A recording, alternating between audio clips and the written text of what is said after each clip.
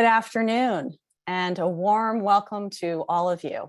I'm Liza Wilson-Durant, Associate Provost for Strategic Initiatives and Community Engagement, and also Professor and Associate Dean in the College of Engineering and Computing at George Mason University. So we're very excited. Today's event is part of an ongoing series called Arlington Forward, and I hope this isn't the first time you've attended one of these events. We're celebrating the convergence of digital innovation across all disciplines at George Mason, and here especially on the Arlington campus. I hope you've heard that we're in the midst of the design of a new approximately 400,000 square foot building on this campus that will be the nexus of all that we're doing at Mason in the digital innovation realm. But not just work in robotics and cybersecurity or artificial intelligence, but our work too in the digital arts and digital humanities, entrepreneurship, work in policy and law that guide the successful implementation of digital innovation in all facets of society. So the background behind me is a conceptual drawing of this new building we plan to deliver to the community in 2025. And we are really looking forward to the future when we can welcome the larger community inside the building to work and learn alongside together. But until then, we'll be in the virtual world, and we're excited to continue to engage you through events like today. So through the Arlington Forward series, as I said, I hope you've joined us before. We've examined diverse topics such as the digital divide, the role of AI in learning, human-machine partnerships, and the challenges of data privacy in the era of big data. And I'm so excited again to welcome you to our event today, where we're going to focus on the emerging discipline of peace engineering.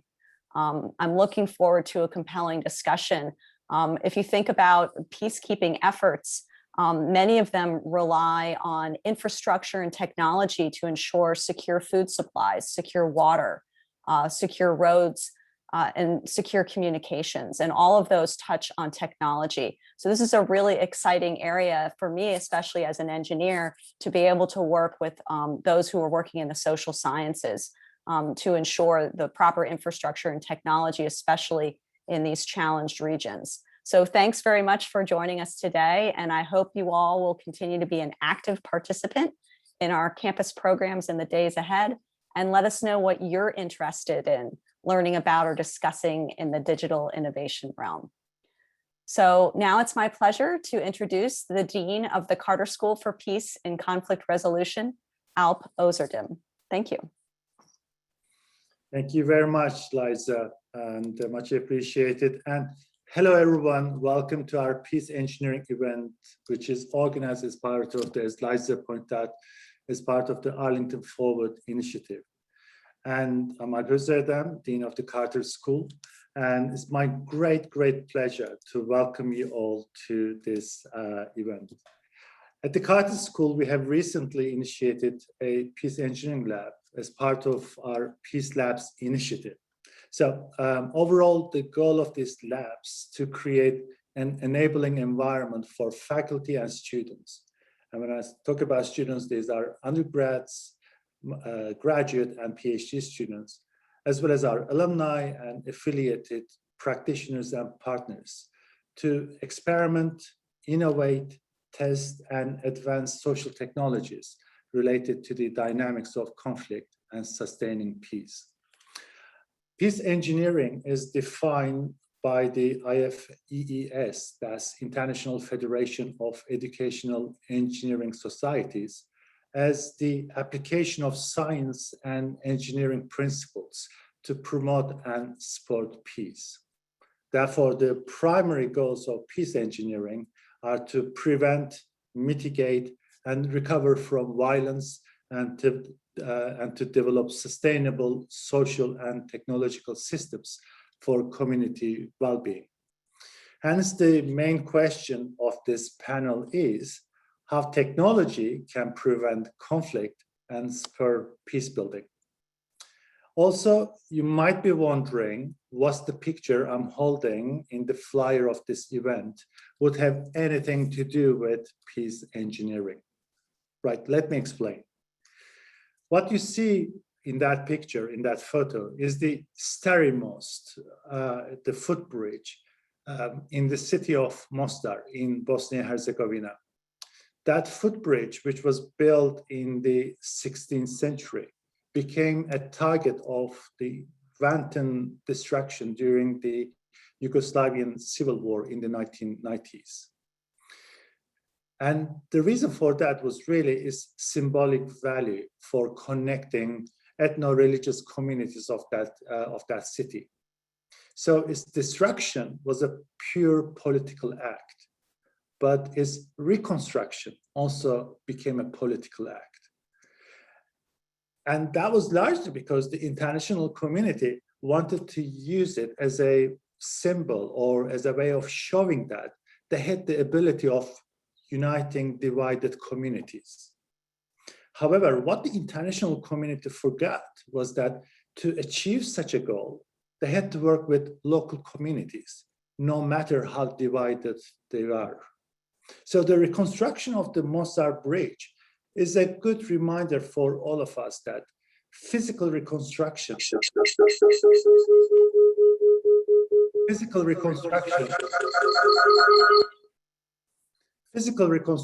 in other words, engineering, could be a tool of peace building if it's used effectively.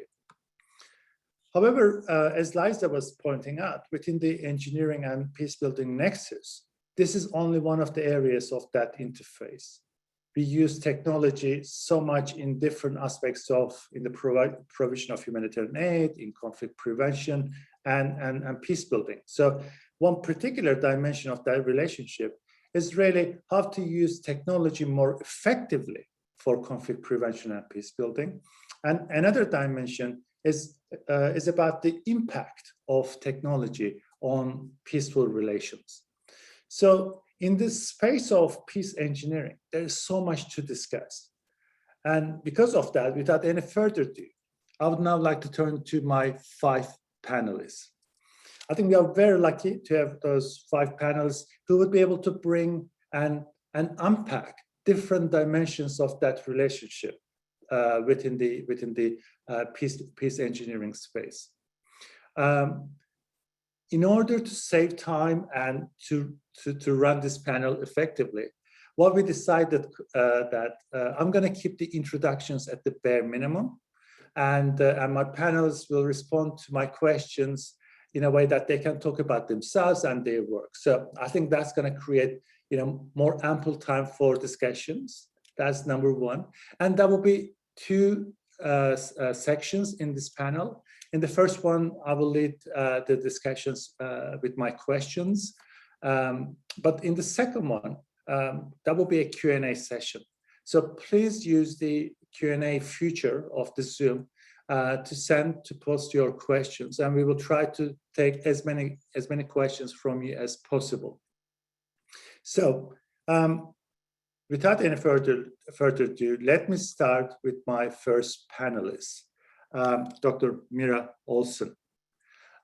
Mira is an associate professor in the engineering department of Drexel University. Her main area of specialism is on protecting water quality and management. And also she runs a master's program in peace engineering. So Mira, can you tell us what your students study in this MS program? What's the genesis of this program? Where is that coming from? And having undertaken this MS degree, how different your graduates would be from other engineers when it comes to undertaking engineering projects in challenging environments such as disaster and conflict-affected environments? Mira. Great. Thank you, Alp. Hi, everyone. Thanks for these great questions and for bringing us all together. So as I sit here on this panel with peace builders, and we're going to hear some of these stories, I'm excited. I come to this space as an educator, as an engineering educator. I am a professor of civil and environmental engineering at Drexel University, and I direct our peace engineering program there. So as we hear from peace builders throughout this time, I can tell you right now that there are over 600,000 students right now enrolled in undergraduate engineering programs in the United States. And many of those students want to do exactly the kind of work that these peace builders are doing. They want to build peace, not necessarily by abandoning the work that they do as engineers and becoming peace builders, but rather by doing what they do in support of justice and peace and the environment and human rights.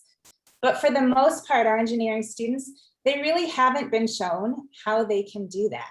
And to be perfectly honest, even with the best of intentions, given our typical pathways right now from education to employment, they're probably not going to figure it out on their own, at least, on the first or second try.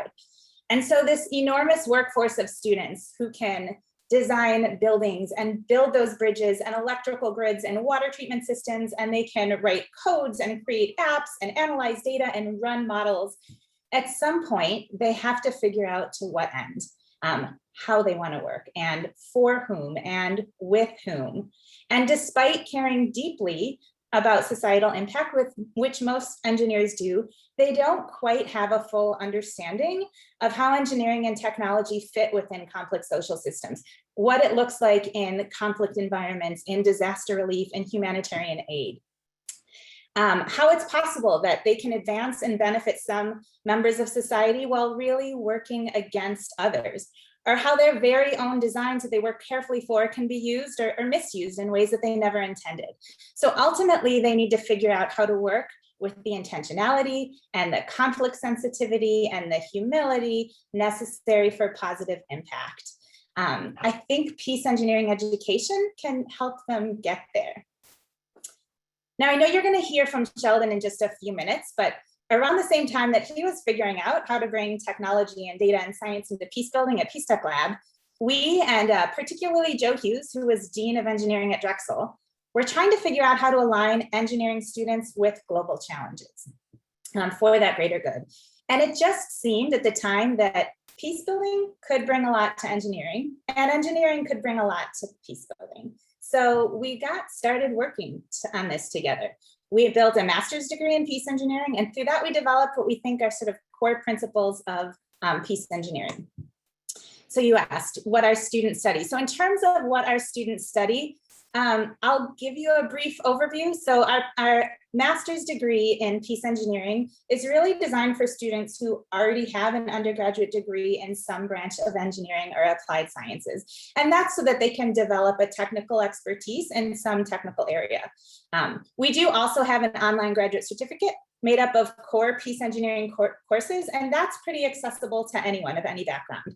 Now, these core peace engineering courses, they are at the heart of the curriculum. They're the new material. They were co-developed with Peace Tech Lab with content from the U.S. Institute of Peace, and they're generally co-taught by an engineer and a peace builder so that students get both perspectives. This is the content that really sits at the intersection. It asks the questions of, what does engineering look like with a peace building lens?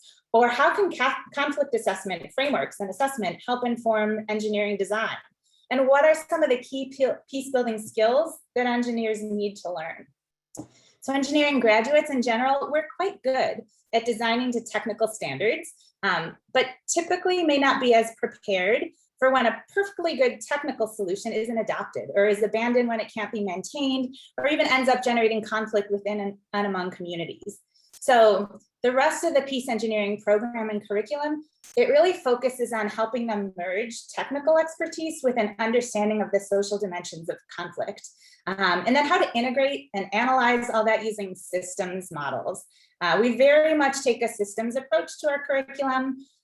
Students take courses in systems analysis, community-based design, research methods, both quantitative and qualitative data analysis. And I will tell you that is one of the hardest parts. So creating that mixed methods toolbox where you can start to analyze and understand both the quantitative and the qualitative data, and then figure out what to do with it, it's not easy. That's actually the tricky part. So I would be more than happy to provide details of the curriculum to anyone who's interested, but I will say that aside from that core peace engineering content that was newly developed, much of the rest of the curriculum for the master's degree, it can be pulled from existing courses that are going to be offered at most major research universities. Oh, and we do require an experiential learning placement. That's required of all students. It's really just impossible to overstate the value of a partnered learning experience like that. So it is definitely part of our curriculum as well.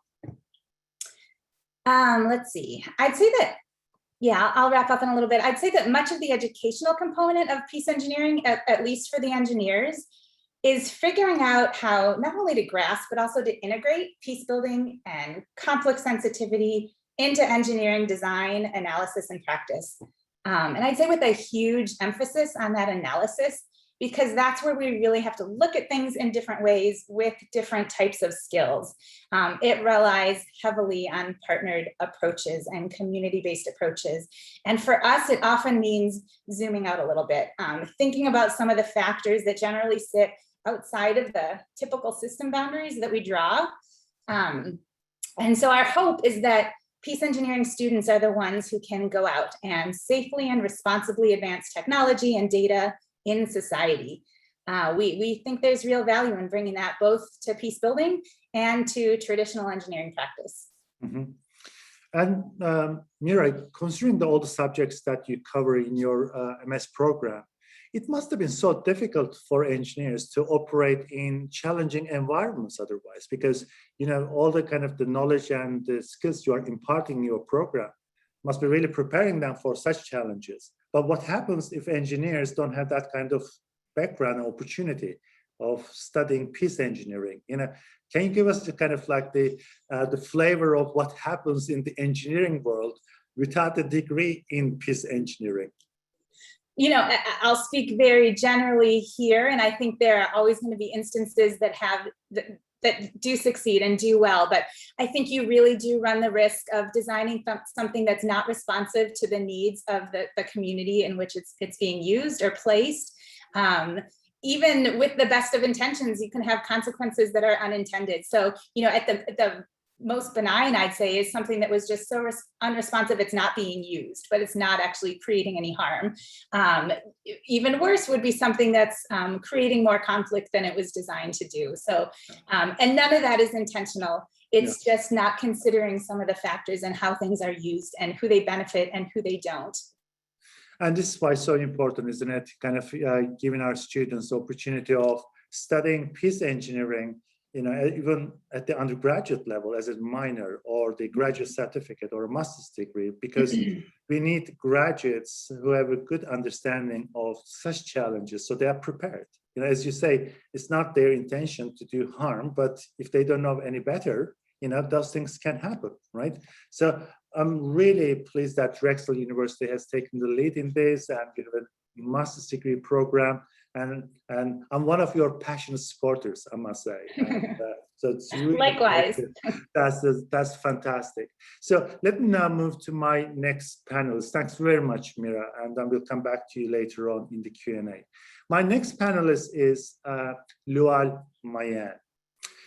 He is the founder and CEO of Junub Games for Peace. Lual has an amazing personal story, and I'm sure he'll be sharing some of that as part of his talk. But what he does in terms of using technology for peace is simply fantastic. So, for example, the forthcoming game from his company is called Salam, that puts the player in the shoes of a refugee forced to flee a war-torn region. Lual, welcome. And clearly, this is not a typical video game topic. So please tell us where the idea of Games for Peace has come from, and what impact do you hope to have with your games?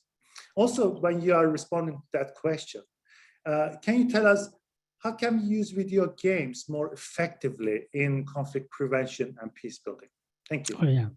Well, thank you so much for the opportunity. It's really an honor for me. Like, I can see an amazing panelist. Like, I can see Sheldon here. It's really it's really amazing to connect with really amazing people that are passionate about peace building. To talk why really technology is really very important, or video game are very important, is something that is really passionate about me. And as we know, everybody knows that, the definition of peace is, a lot of people think that is just the absence of war. But I think that is something that is actually built over time. And there's so many ways that we can approach that. There's so many ways that we can help people engage in peace building. A lot of people, when people think about, war or conflict resolution, a thing like that, what come into somebody's mind might be like, maybe South Sudan, Yemen, Syria, but they don't know that, even families go through conflict, families need peace. And that's, I think that's a society that we are living in today. And that is actually what inspired me so much to look at what is another, approach that we can use to be able to engage even the young people in peace building. That is something that they can be able to live with every single day. And as everybody knows that, I'm from South Sudan, and South Sudan is one of the, country that has that was raped by civil war. And I think that that actually affected me as a person, as I was growing up, as I was growing up in the refugee camp. So I feel like, there are so many ways that we can be able to engage more people. And I can tell you, like, almost 73% of the population in South Sudan are under the age of 30. They are all young people. And that's actually another reason why there is a long lasting, conflict, because there has to be a change of mindset when it comes to, like, peace building. And that's the same approach that we can be able to do to be able to help people, whether in schools, whether in universities, when it comes to like conflict resolution. So why did I think about video game? Why do I think that games are really another powerful tool that we can be able to, games are not like, games are not like movies where you sit on a couch and watch a movie. When you're playing a video game, you're actually making decision, and I think that as creators, we can be able to like create an environment where somebody can be able to live for the rest of their life. And it depends on how you're creating that environment. And that's why I feel like, video games are really very powerful in a way that, how do people make decisions? How do they engage? And I can give you an example. Like one day I was playing a video game with one of my good friends, and then I killed his character. And then the way he responded to me, the way he reacted to me was like, he didn't say that like, why did you kill my character? He said like, why did you kill me? Because like it become part of him. It become part of his, of his decision making. And that's why I think like really using technology to put our experiences into, some kind of existence can be able to like help people change their mindset towards even peace building. And peace building needs empathy. People need to have empathy in order for them to be able to like even make policies that actually help other people, and that's why I'm really excited about like, the game that I'm working on, which is like the second version of Salam, whereby, a game that helps somebody to be in the shoes of a refugee to understand like what the journey looks like, for somebody to become a refugee. And they became refugees because of war, so there's a root cause of that. There is a root cause to violence. There's a root cause to war. There's a root cause. And we have to look at that in a way that, when people are engaging into this game, what kind of decision are they making? And that decision is actually what help us to be able to like, prepare for a better world, prepare for a peaceful, coexistence. And that's actually the reason what inspired me to start making games. Yeah. Thank you, Lual. And it's just, every time I hear your story, I'm just fascinated by it even more. And your passion for linking technology and peace building, and that's really admirable.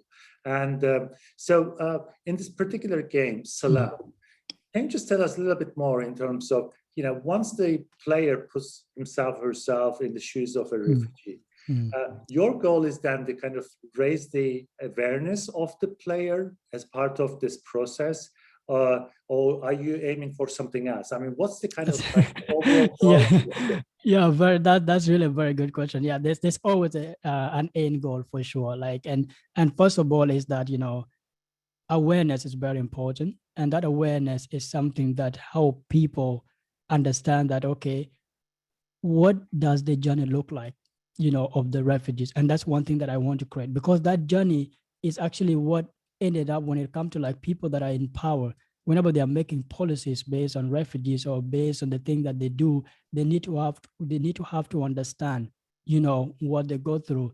And somebody might actually think about, okay, do these people have the opportunity to play the game actually? So but there's a long-term plan. There's a long-term plan, like young people playing the game today, but in the next 20 years, they're in a position of power.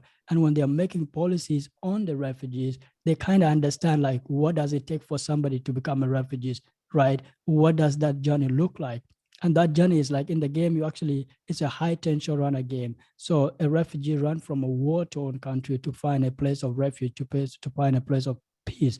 And in that journey, there is a lot of difficulties that you face as a refugee before you actually become a refugee, and those are the things that I want players to understand, that, this person is not just a refugee. This person has to go through so much in order to survive that journey, and it takes me back to like, how my family flees South Sudan to be able to like, find a place of refuge in Uganda. I was born on the way as my family was fleeing the war. So like, and I think that to me as a creator, I can use my past and my my experiences to create a sustainable future for other people. And that's like, that sustainable future can come through peace building, through technology, through like, helping people understand that. And so, and I think that's like my end goal. My end goal is just, helping people, like just, I wish we live in a world where we don't have to teach empathy, like, yeah, because like that's the most important thing that we have to think about. But anyway, why not use the resources and the tool to be able to like achieve that goal? And that's why sometimes we live in a world whereby it's so hard to have peace building, because like empathy, I think, is the most important thing when even come to like, people that are in charge of, maybe ceasefires and all those things, because it takes long, because maybe they don't have empathy. They just do things the way they want to do it. Yeah. Fascinating, Yuval. Thank you so much. And for Salam too, perhaps that refugee could go back to their country and take part in the reconstruction effort. That would be a really interesting way of sort of looking at that person taking an active role in the peace building process itself. And so we can talk about that later on. Thanks very much. And we'll come back to you later on. But my next panelist is Dr. Ramesh Seferat. She is a cybersecurity expert, but ultimately, I think who she is really represents what peace engineering is all about. Her background is fascinating. Dr. Seferat first studied computer science at the undergraduate level, then a master's degree in political science, and finally, she completed her PhD in conflict analysis and resolution at the Carter School in 2008. So she's been through the entire peace engineering journey herself, in her background. And she's just published a book called Cyberspace, Social Conflict, and Humanity. So Ramesh, please tell us about this book. I haven't read it, I accept, but I'm looking forward to, I think it's just published. But what's this book is about? And what does your book tell us about the future of conflict resolution?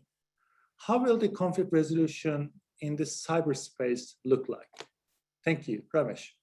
Great, thank you so much. And it's a pleasure to be with you and with all the panelists today. And happy Earth Day 2021, everybody. And what a day to have this event, quite honestly, because talk about peace engineering and having a sustainable future through both academic and a practitioner point of view. And it's a wonderful day to inaugurate this event. So I'm very, very happy to be here.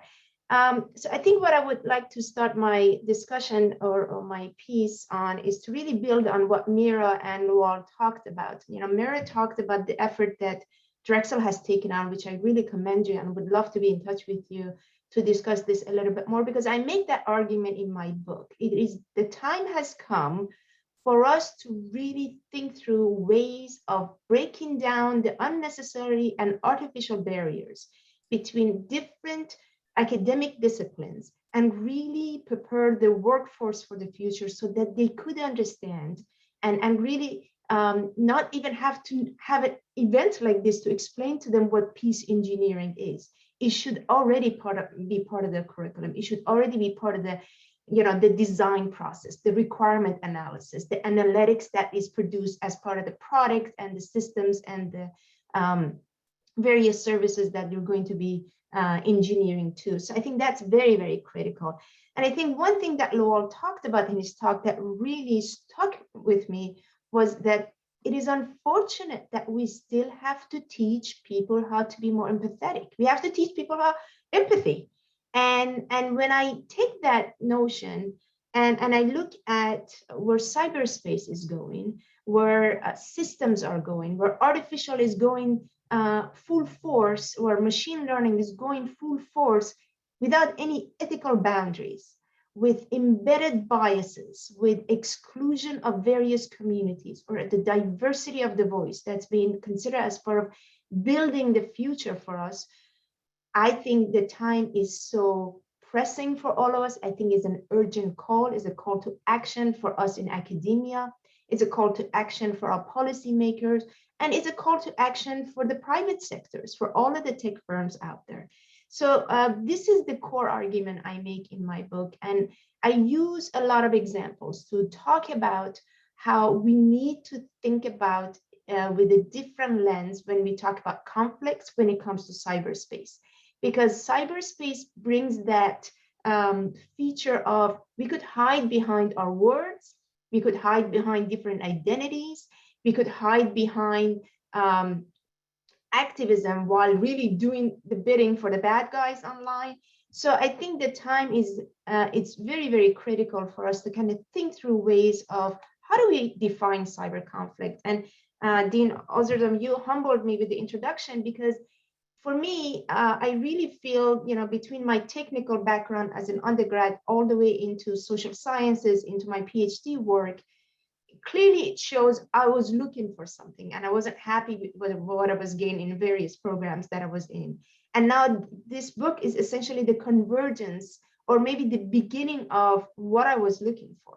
We can put engineering into good use. We can drive engineering as a tool of you know, not just reconstruction and post-conflict, but prevention of conflict. But we have to be very, very clear on what we mean. What are the various terminologies that we need to use in order to have the discourse, both at the public and the private sector level, so that there is a clear understanding on all the parties at the table.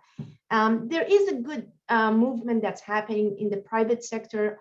Obviously, from the public sector, the governments are becoming more and more focused on needs for regulation, needs for tighter oversight. But I think where we can come in as practitioners of conflict resolution or researchers and scholars, we could really help shape the framework to kind of understand where do we start from. For, you know, to begin with, we don't even have a clear definition of cyber conflict. And I bring this up on purpose because I remember even going through our my own PhD program, we had a lot of debates about what is a conflict, what is the definition of conflict. And if you look at that concept from a sociologist perspective or a psychologist perspective or anthropology perspective, you know, you arrive at different definition of a conflict, and depend on what your background is, the words and the narrative that you use to describe the conflict may change a little bit. Cyber is no different, but I think the time is now, and this is another argument I make in my book, to really refresh some of our conflict resolution and embrace what I call a need for cyber conflict resolution. You know, going back to some of the foundational literature that we have in our discipline, for example, the contemporary conflict resolution, the last version that I know of was the 4th generation, you know, recognizing the 4th generation of our field, which was published in 2005, unless there's been a newer one. I think we need to refresh that, because when I page through those things, I look at mechanism and methodologies that we have established within our field that is very much applicable in the cyberspace. When I look at those things, we have come up with the ADR methodology. We have problem-solving workshops. We have the Dugan nested model. We have the Sandoli's 3 pillars of framework. Cyber is just a new environment. It's just a concept that needs to be introduced and refreshed in this literature. So it could help all of us to kind of think through ways of resolving the emerging and escalating, very rapidly escalating cyber conflict that we see online. Because when you really think about it, that we are in a constant conflict and a war against our attention when it comes to our devices, against our engagement with various applications online, against our privacy, against our voices online, against the authenticity of the information that we want to access, against the biases that is built into the machines that we just don't know about. So all of those things really does require us to pause, to educate and eradicate something that is happening in a real world and stop it from happening and accelerating and escalating in the virtual world. And I want to just leave you with one thought, is that the other piece of cyber conflict that we all have to be mindful of, it starts from the individual, all of us.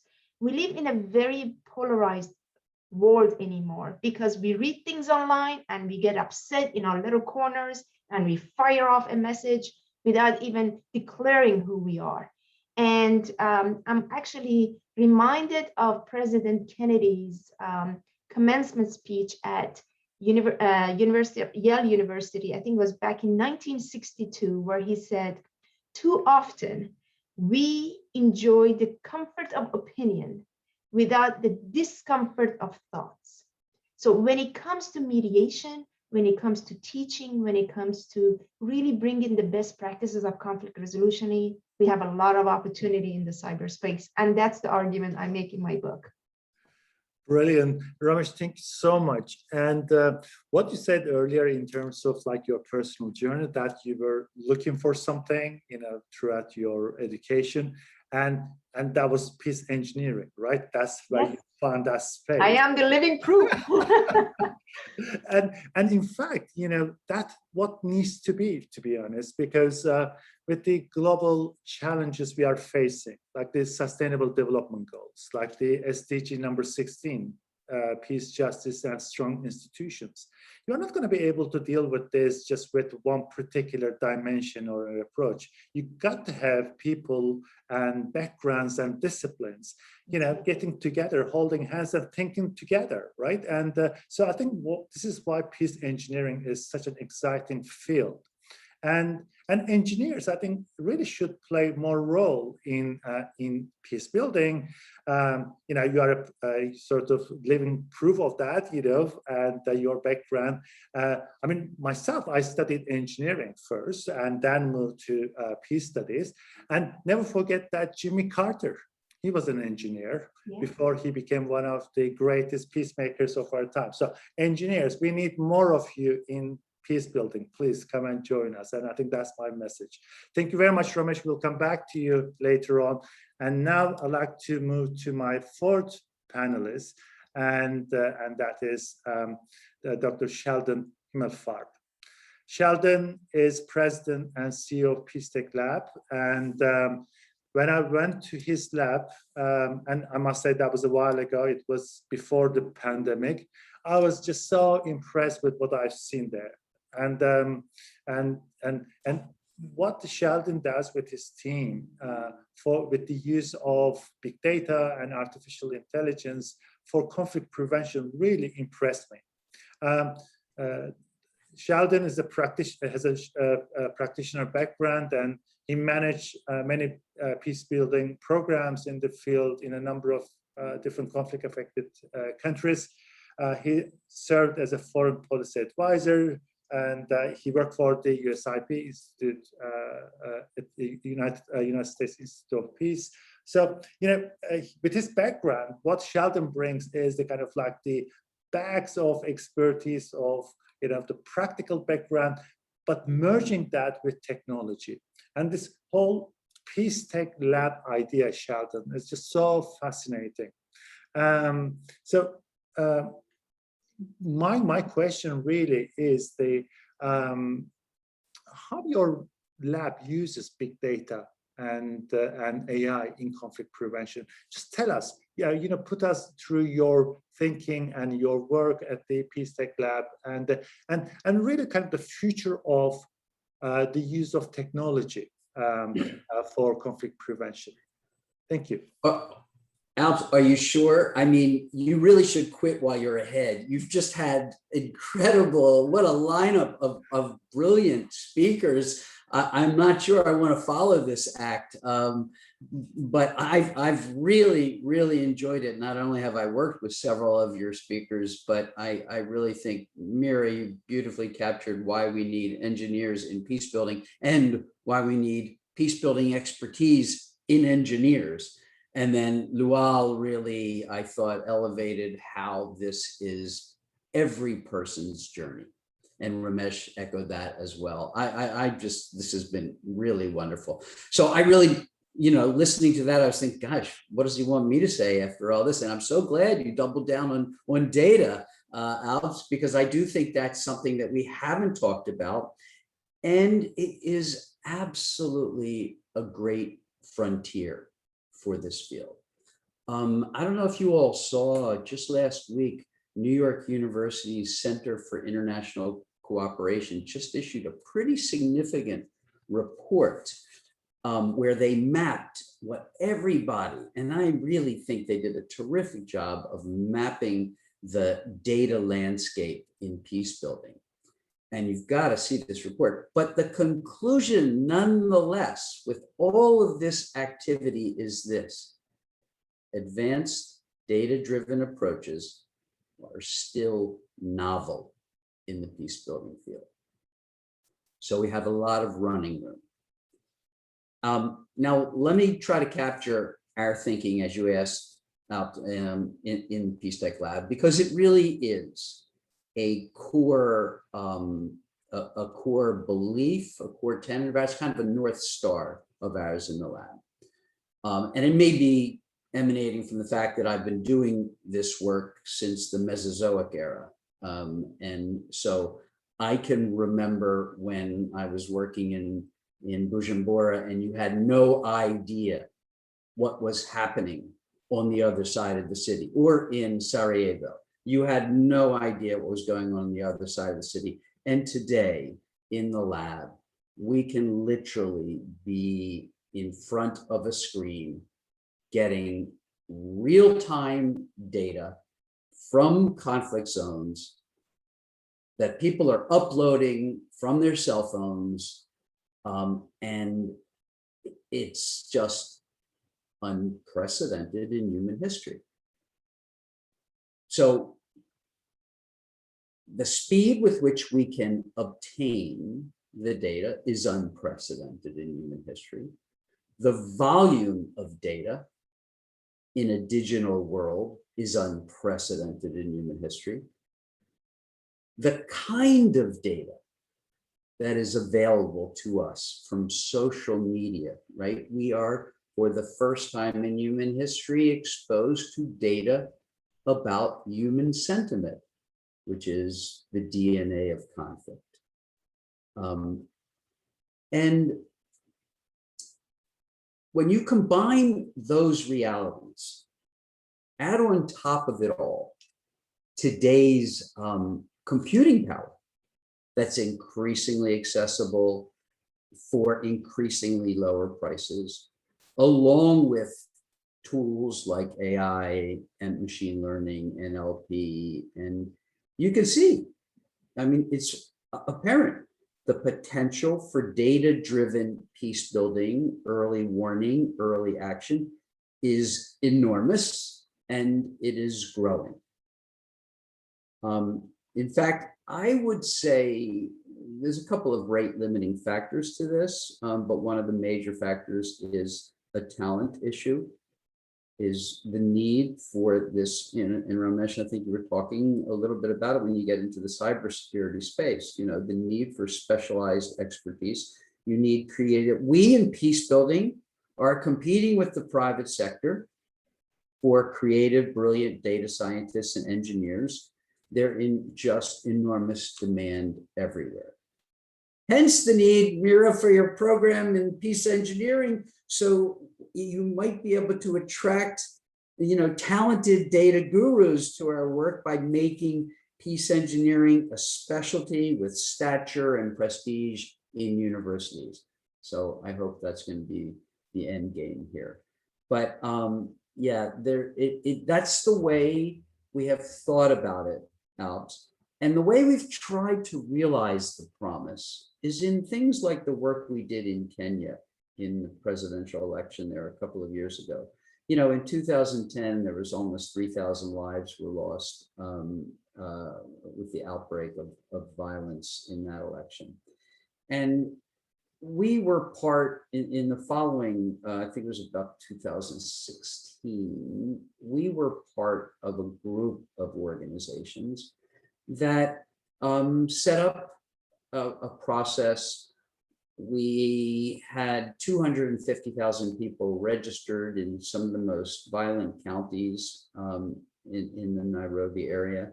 We were receiving real-time reports of, you know, gangs are starting to form here, or people have been standing at the polls in the sun for 4 hours and they're getting agitated. And we are in real time receiving these reports, validating them, vetting them, trying to cross-check them, and ultimately sending out interrupters, interveners, those who could prevent the violence. And I don't mean to say that this is the only reason that many fewer lives were lost. I think in that election about 150, which is still too many lives were lost. But it's something that I can look at, the data that we collected over social. I can look at the messages that we were sending out to our validators and our vetters. I can look at who we sent out in the field. And I can put my hand on my heart and say, quite honestly, I'm sure that our use of data helped to save lives in that election. I'm sure we were a contributing factor along with many others. So just one example of how it can be used. And I honestly don't think we've even begun to scratch the surface of the potential in this area. And again, as I said, partly we are competing with the private sector for the top data mines. And it's not just the mines, it's the resources. If you look at a company like Palantir, which they've revolutionized warfighting with data. Well, you know how much they've raised, Palantir company, through, you know, they've raised $3 billion in funding. I'd love to know a peace building organization that's anywhere close to having those kinds of resources. So the gap is enormous. And, you know, I think you've heard a lot about, we're an optimistic group. Every person on this call is an optimistic person. And we believe that the future is this kind of work. And I think it's always interesting to hear people from the national security community. Often, you know, you hear former Secretary of Defense Bob Gates or former Admiral Mullen, when they leave the Pentagon, they speak very eloquently about the importance of soft power and this kind of work. I just wish more of them would actually say it while they were in office and had access to those resources. So I'll leave it at that. Alps, I hope it's been, you know, something complementary to what the other brilliant panelists here have been saying. Thank you so much, Sheldon. Oh, absolutely. I mean, it's just like so complimentary. So far, my 4 panelists really kind of talking to each other indirectly in a way with their comments, and so wonderful. And what you just mentioned around kind of like the availability of technology, that wasn't like just even 5 to 6 years ago, probably, right? I mean, you know, 10 years ago, that wasn't much use of technology in this way, at least. You know, there's always the use of technology for early warning systems, etc.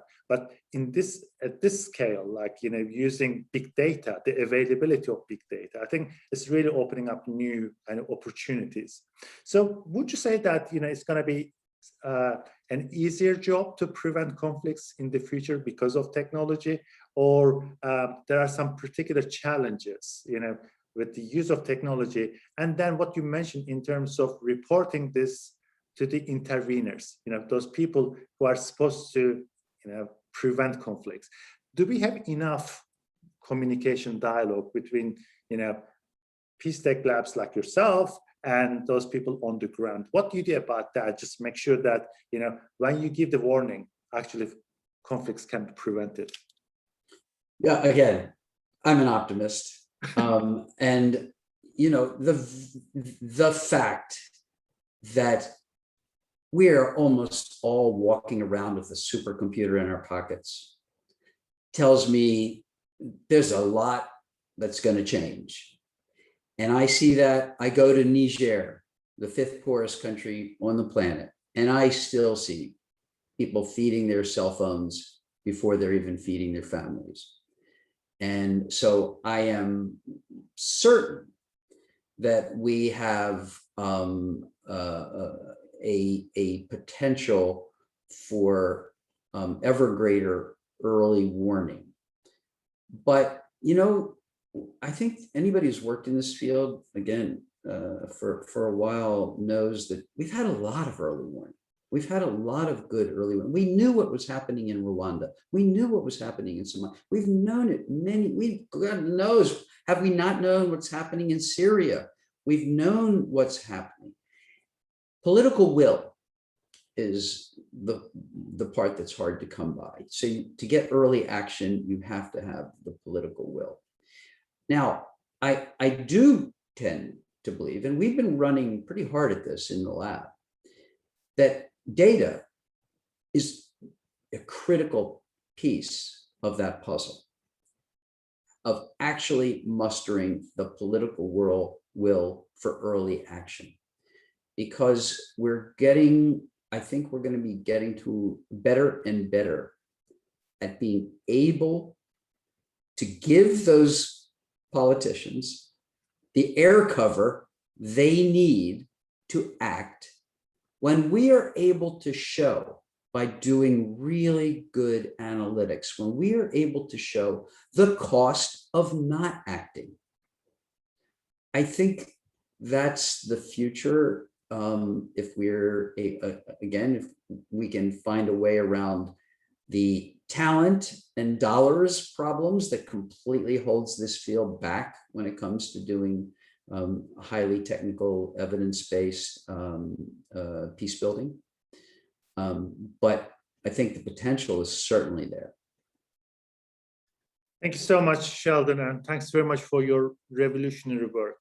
To be honest, you know, what you do by combining big data, artificial intelligence with conflict prevention work, that's just like, I see that as the future. And I like to see more of that. And but the point that you are making, excuse me, around the political will, perhaps we need to bring kind of political decision makers in this debate more, so that they can really understand the significance of their inaction and the lack of action, and you know, and perhaps we need to encourage them to use more technology-informed data, information, and evidence when they make their decisions, right? So that could be the kind of the way forward. Thanks so much. Now, let me just go to my last panelist, and Dr. Sarah Cobb. Dr. Sarah Cobb is the Durusi French Combi Chair here at the Carter School, and my great colleague, and she is, her research focuses on the relationship between narrative and conflict. And she's an amazing person, and it's always a pleasure to listen to Sarah when she talks about the way the narratives kind of inform conflict and other way around. And with that, I want to bring another dimension of her research in this panel, because she's part of an NSF-funded project called An Expanding Global Maritime Network: Its Arctic Impacts and Reverberations. Now, this project is fascinating in a number of ways, but for the purpose of this panel, it's amazing in a way that it brings researchers from engineering and peace building fields together. So, Sarah, welcome, and please tell us what this project is all about and why such a multidisciplinary approach is necessary. Thank you. Unmuting. Yeah, I want to pull a lot of threads that many people have already mentioned as I describe this project. So I wanted to begin by saying, I think before I describe the project, I wanted to say that I think there are really two dimensions of peace engineering, which I've stumbled into backwards. A lot of you are experts in this explicitly, but I've backed into it like a crab. These two dimensions are the following. I would say the first order peace engineering is really about using the integration of conflict frameworks with engineering tools and engineering systems engineering perspectives, right? And I think that's been, phenomenal. But the second order peace engineering, I believe, is arising out of, essentially, we're in the fourth industrial revolution, right? We're in the Internet of Things. We've got this interconnectivity, and Sheldon was talking and others have talked about these big data analytics. And basically, I think we have the opportunity in a second order peace building and peace engineering framework to work on the democratization of distributed data. Designing processes for social spaces for data integration and data fusion, and allowing stakeholders to basically see their own value chains and actually create and generate new ones that support their problem solving and decision making processes. So with that little vision there, I've learned about both of these in this project. So this is an NSF project. Elise Miller-Hooks is the PI on it.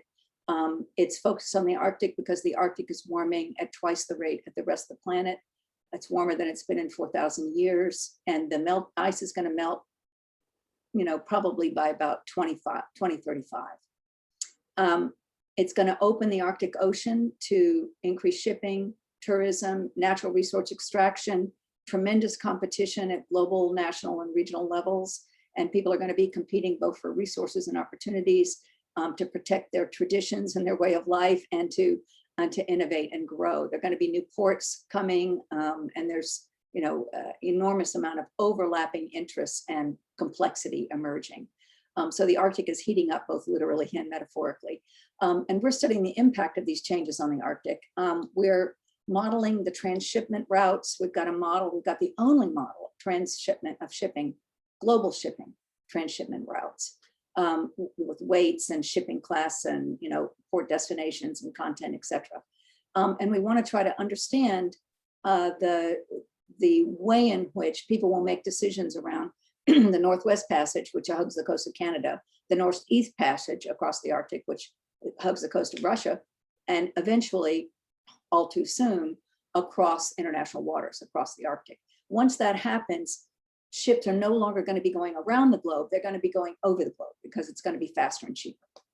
So we've got the shipping models, we've got ice dynamics, ice scientists that are studying thicknesses and melt rates and thresholds for mariners, etc. We've got also wave specialists, wave scientists, water scientists that are studying, well, not water scientists, they're actually engineers studying wave dynamics.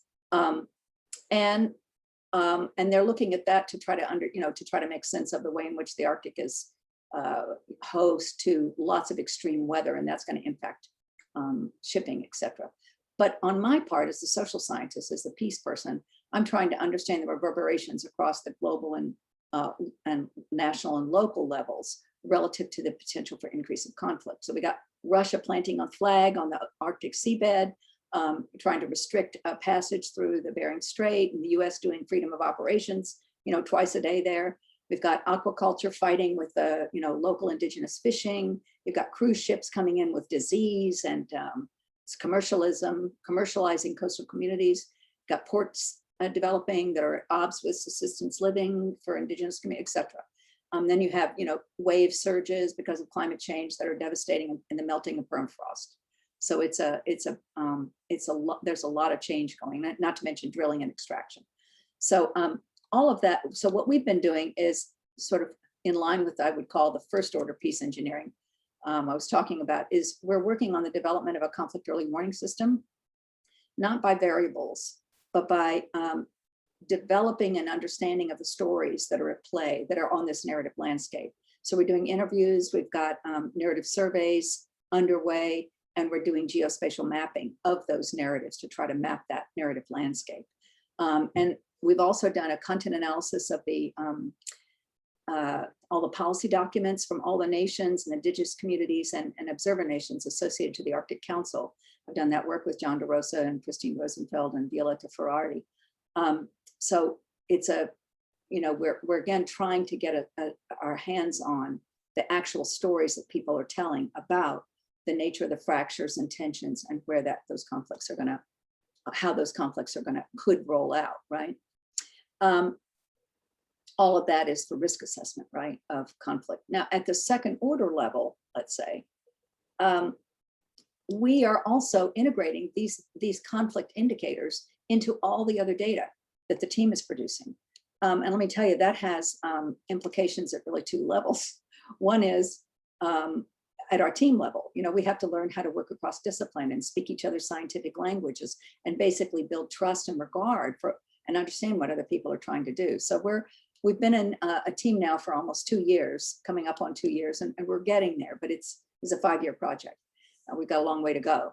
But at another level, this second order peace engineering, which is about this integration of perspectives, the integration of the democratization of distributed data, we're going to build serious games. And I was so interested to see all the conversation about games on the panel. We're going to build serious games and really support stakeholder learning about how they understand their own value chains, the nature of the strategies that they have in place, and how they're assessing risks so that they can calibrate and coordinate with other people, with other nations and other, sectors of their community, other sectors of their own stakeholders, basically enabling them to track the meaning-making processes, essentially, that they're engaged in, their own and others. So it's basically looking at meaning systems and how they're operating, across transboundary conditions, right? And from that perspective, we would argue, we are arguing that narrative is really central to this process, that, the democratization of distributed data, it's not just about putting numbers together. It's about people getting together and trying to understand what this data means and how it is, what it implies for their own way of understanding the world and what they can do differently as a result of that. So at the next level, after we get these serious games built, we've got, AI and machine learning and NLP online, right? Natural language processing, coming online to enable us to try to figure out how to support the interaction between stakeholders and, what would be the algorithms basically that we would need to develop in order to allow the machines to engage, to provide alerts and basically generate even proto strategies, let's say, for reducing conflict in collaboration and connection to the stakeholders that they're intended to serve. So those are my thoughts. That's a description of the project, and I'm just really pleased to be part of this, broader conversation and really have enjoyed learning from all of you. Thank you. Thank you so much, Sarah. And it's so fascinating what you just said there. Like, this project, looks like a maritime project engineering, it's climate change, it's about resources, but then narrative becomes the central issue, right? Isn't it so amazing? And also at the team level, learning from each other, each other's, technical language. So we started the panel with Mira talking about engineers learning from peace studies so that they can be more effective in challenging environments. My question is, what's there for us as peace studies scholars to learn from engineering field directly, to improve our practice? Yeah, well, I've been hanging around with trying to find, I've been knocking on the door of engineering for probably, 15 years, trying to get people to help me figure out how to model narratives, because I understand narratives, but I have no way of understanding modeling dynamics. And now I've got, natural language processors and, all these other folks. So I don't think that I have the time in my life to become an expert in that. But I have colleagues that I can talk to that can do that. So we have other people that are doing geospatial mapping, and I've really to try to translate narrative landscapes to geospatial strategies, and both groups of people are learning. So I don't think it's just one way. I think it's You know, I've learned, we have Kyle Eggers is part of our peace engineering lab at Carter School, and he's been a graduate student teaching me about the use of a tool called SenseMaker for doing on the ground, you know, narrative surveys. And I've been a pleasure. I think there's all kinds of opportunities for learning and exchange, and it's been a lot of fun. Yeah. Yeah, and you know, like hearing from you and from other panelists, you know, it almost just goes without saying how natural this interaction between peace building and engineering, isn't it? It's almost like a natural fit, you know. But then it's quite a recent development, recent field, and that's the kind of like the beyond belief part of the whole reality. You know, why we haven't been doing this for decades, but not just recent times, you know. And this is probably the kind of the academia and the sciences, and kind of like often we work in our separate silos without really engaging with other disciplines. And but in recent times, I think I'm really pleased that there's much more now action around that, you know, transdisciplinary and multidisciplinary kind of approaches. And your project, I mean, it's just like one of the most fascinating projects I have ever come across, right? You know, it's a global challenge. It's about security. It's about peace. It's about resources. And then to succeed, all these different disciplines need to work together, right? Peace engineering is the central kind of backbone. Mm-hmm. So, well, ladies and gentlemen, we finished the first part of the panel. Now I can open the panel for Q&A, the second part. And my panelists, can you see the Q&A box in front of you? So there are a couple of questions just come up, and right, there was a couple of questions. Okay, I'm just looking at like as you do right now, and there's a question from Philip Wizzer to Lual. I don't know what the question was, but he says that can you answer that question publicly on the webinar. The last time I checked the box, I think the question was about you know, going back to South Sudan and doing the reconstruction and the use of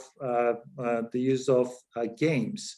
So I think, Lual, that's the question. You know, how can we use the games more effectively in the reconstruction work, in peace building?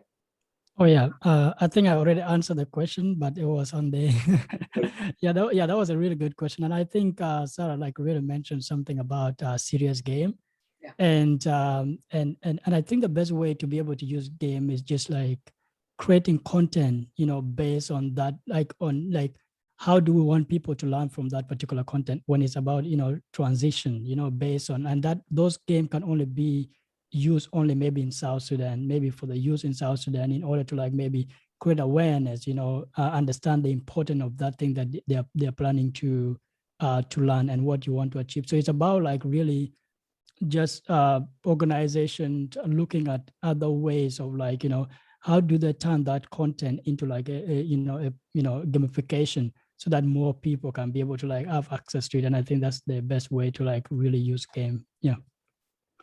Thank you, Lual. Let's go to Melissa Lane and her question. And this is for Sheldon.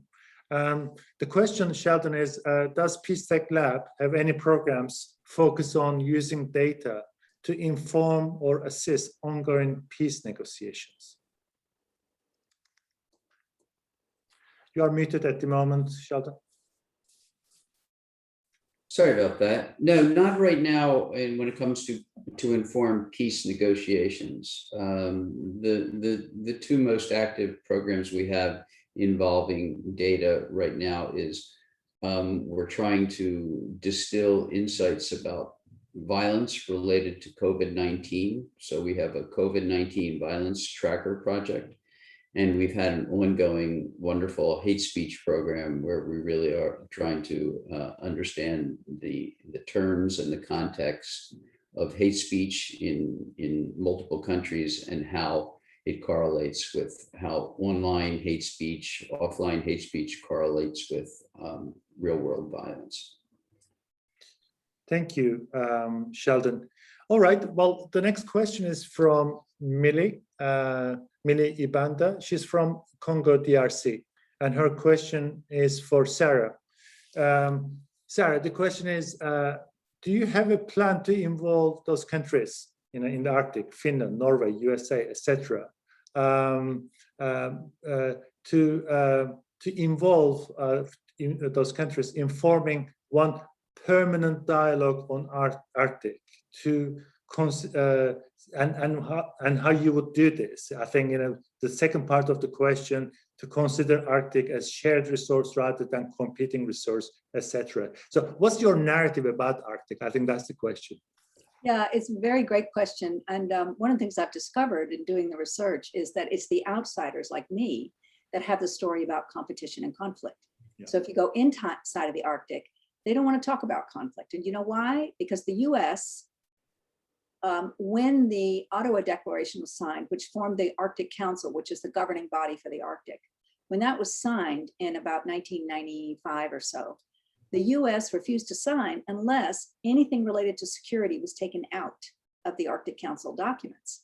So now the Arctic Council is sitting there as a deliberative body that cannot address any of the global considerations. So one of the reasons people don't want to talk about conflict there is because they have no mechanism for addressing it inside of the Arctic. Now, UNCLOS, which is the law of the sea, and UN certainly, but they don't have it there. So they don't talk about it. So our sense is that we could use these serious games with Arctic Council stakeholders, both not just members, but stakeholders, to support their thinking about this basically offline, outside of the formal deliberations of the Arctic Council, and sort of enrich folks' understanding of how everybody else is seeing each other, and how they can, prime themselves essentially to work through what's going to inevitably be crises. I mean, already we had Russian submarines pop up off the coast of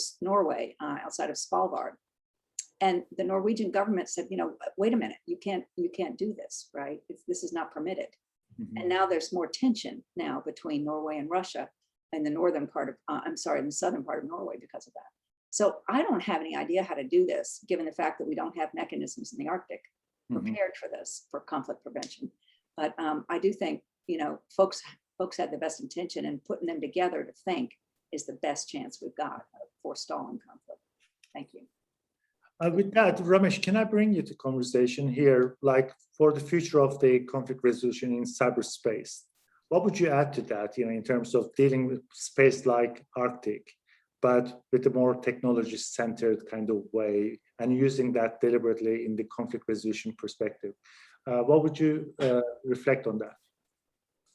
My response would be, we have to get the private sector engaged. I think let's hold their feet to the fire, because part of that process, we'll be able to educate them, we'll be able to really get them to understand the consequence on some of their decisions. And quite honestly, I think Sheldon brought up a good point around funding and how some of the private sector is able to raise funding, but when it comes to real debilitating and terrible conflicts that we have to deal with, that is sometimes irreversible, we have to really bring them into the circle. We have to make them part of the solution, and educate them to understand how some of the practices can actually be put in good use, as opposed to constantly thinking about the bottom line. One example I want to give, and it's not quite related to the Arctic, but in terms of like shifting the paradigm for the technologists and the tech firm, is when you look at the movement that's happening in Europe, when it comes to data privacy, they look at that issue as an issue of human rights. And that's why, the European societies are much more, much more embracing of various regulations like the GDPR, which essentially the core of that regulation was, Google, stop collecting data on me and give me the right to be forgotten online. So you've got that paradigm or that dynamic going on in Europe. In US, on the other hand, we're still dealing with the privacy issue as a quote unquote consumer issue, as opposed to human rights. So those are some of the opportunities that we can really shift the paradigm, use that lessons learned in that shift that could perhaps be used in the situation of what we're talking about with Sarah on the Arctic situation. So that's what I can offer at this point, but we really have to bring him to the table. Right. And, Alps, I would add to what Ramesh said.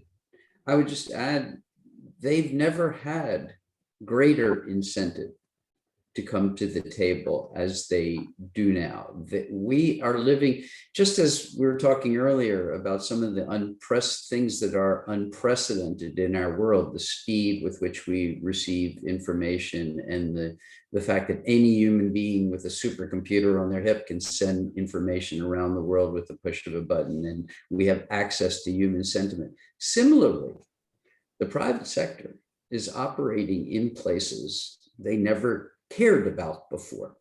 They are pulling minerals out of the ground in many of these conflict zones, and they are also selling into conflict countries in ways they never did before. And this is all driven by the technology. So it means that we have a chance to change the conversation with the private sector. I don't think we're very good at it, by the way. I think like when we're talking about how to get the social media companies to behave differently about taking content down that's inflammatory and so forth, we often talk to them as though they're a public utility, and they're not a public utility. They're a private company. They have their ways of needing to make money. So we've got to understand the incentives. But I'm certain we have an opportunity for a very different conversation now that they are, when I can go to any conflict country in the world and be certain that I can not only buy Pringles and Coca-Cola, but I can buy airtime for my phone. It's a brave new world. And honestly, our field hasn't caught up with these new realities. Mm-hmm. Thank you, Sheldon. Amira, can I just bring you to the conversation here? And my question is really around, what Sheldon and Ramesh was talking. They were talking about on private sector, right? The role of private sector in this, because when you are educating your engineers in peace engineering, so that's kind of an added value, added qualification. But what's the reaction you get from the private sector engineering companies? Do they like that? Do they value it? Those engineers, do they get better paid? Or, because unless those engineers are valued by their employers, right? This whole subject of peace engineering won't last that long. We need to find the market for it. So my question is, what can we do to educate the private sector so that they realize that those engineers trained in peace engineering would be a lot more effective in challenging environments? What your thoughts on that? Well, I think in any sector, they come with their own interests. And I think they become interested as it relates to the things that they invest in and the things that are interesting and of interest to them. So I think one really valuable thing, and this has come up a number of different times, is adding simulation to the narrative. I think, we look at the Arctic and many of the things, at least the environmental, it's irreversible at this point. And so what we can be doing with all of this data are these real-time simulations that look at reverberating effects to all sectors and the cross-sectional intersectionalities and the impacts that go beyond an individual event. And that in turn can start making sense to different sectors along the way, including private sector. So whatever it is that they make their decision based on, if you bring it back to that. So I think that's the power that computer scientists, engineers can bring into sort of adding to the narrative. So taking the narratives and simulating what this looks like to reverberating impacts downstream. So I've been working on a project that's been looking at impacts on civilians post-conflict, and going beyond the data that can be collected, which is casualties, impacts, and taking reverberating impacts from there and showing what it does to different sectors in terms of also what people invest in. And so once you connect those dots and find the things that people are interested in, that's kind of the case that we have to make. And whether those simulations are models or whether they're serious games, that needs to be brought in, I think, to the narratives that we tell. Mm-hmm. Do you use serious games in your teaching? I mean, are they featuring in your curriculum? So we've used one. I would love to use Lual's if that's something that can be used in a class. I'm definitely up for that. What we're able to teach more methodologically to our students is system model simulations. So I would love to use more serious gaming as simulations in our classes. Because I mean, that is just like a feature that I don't think we do. We use enough of, right? And in our peace and conflict studies, for example, let me speak from that perspective. You know, simulations are used quite frequently, but not necessarily kind of like the serious games, so to speak, right? So bringing them in the classroom would be good. Sarah, what do you think about that? What's the space? Yeah, I was going to say we're doing that. You know, we've got faculty at our school in collaboration with, you know, people from around the world, actually, who are working on gaming and developing serious games, and we're using them in the classroom. Okay.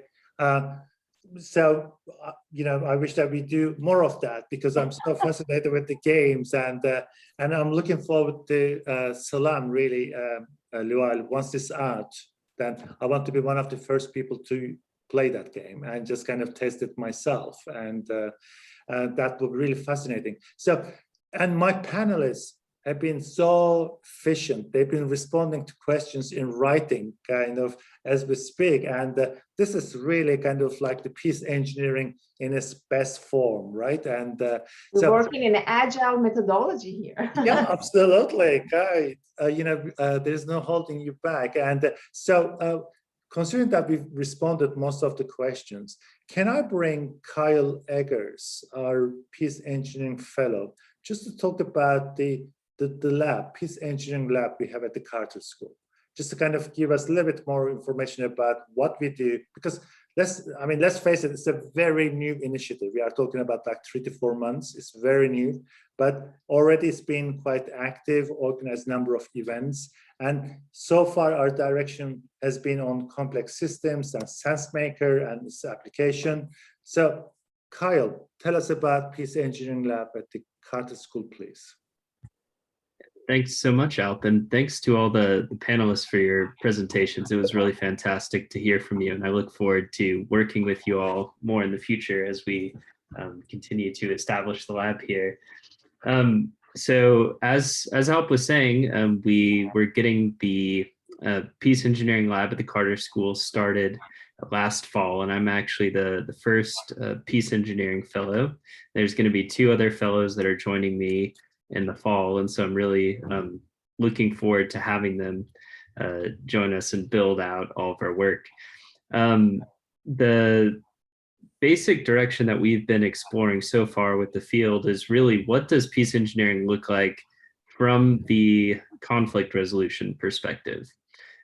We have the opportunity to work with a lot of you know, the leaders in the field who are running engineering schools and developing curriculum, and doing all the hard thinking about what engineers need from in terms of skills and what kind of practical knowledge they might need to have to connect their engineering projects with social conflicts. But coming from the field of peace studies or conflict resolution, we also need to think about what we need to learn from engineers, and where the expertise, the technical expertise might be that we're lacking. Where are the, you know, established approaches to engineering, like systems engineering or you know, computer science, all of these different types of things that can really inform the way that our field is dealing with technology and using that to support peace in innovative ways. So one of the tools that we've been working on using, and that is kind of my contribution to the lab, is a tool called SenseMaker. And in the fall, we're going to be rolling out a really interesting project to use this technology to collect stories about conflict in the United States. And the thing that's really cool about SenseMaker is that you're able to get people to collect stories from their own communities.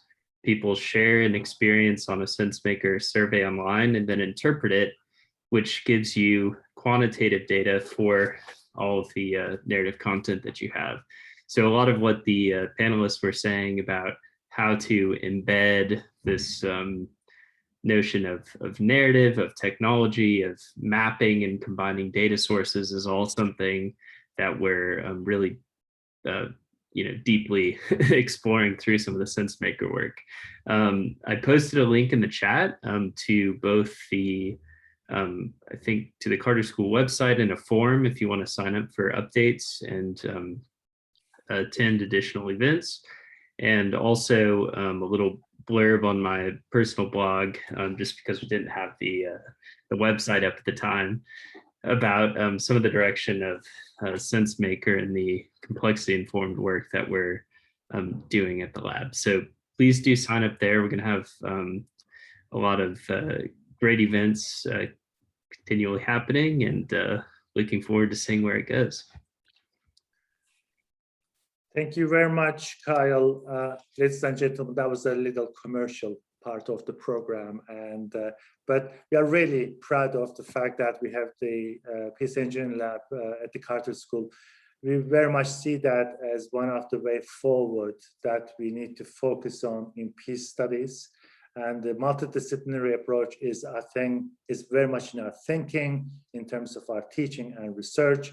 And it's a pleasure to work with Kyle, and he's brought so much energy to the school and to the lab.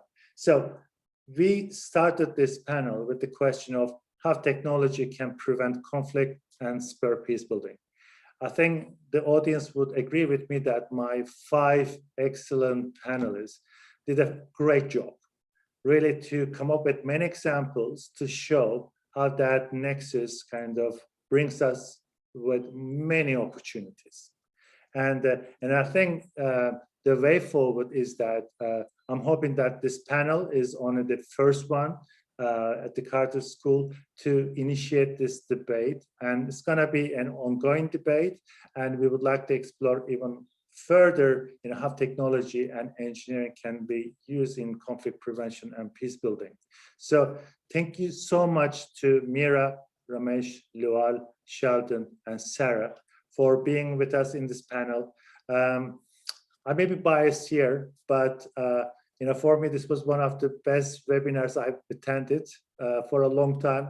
That was a good discussion, really candid reflections, but so much intellectual thought with it. I think it was really good way of talking about peace engineering and opening up to our audience, letting our audience know what's about and what it could be. I mean, this is kind of like the developing field, and it's up to us to develop it further. So thank you so much to all my panelists, to Kyle, to my organization committee, Mercedes Azob, and Arlington Forward, and everybody who took part in this event. Thank you so much. Be part of the Peace Engineering Initiative. You are not going to be disappointed. This is the way forward. This is the bread of future. Let me put it in this way. And so thank you so much, everybody, and see you at the next event. Thank you.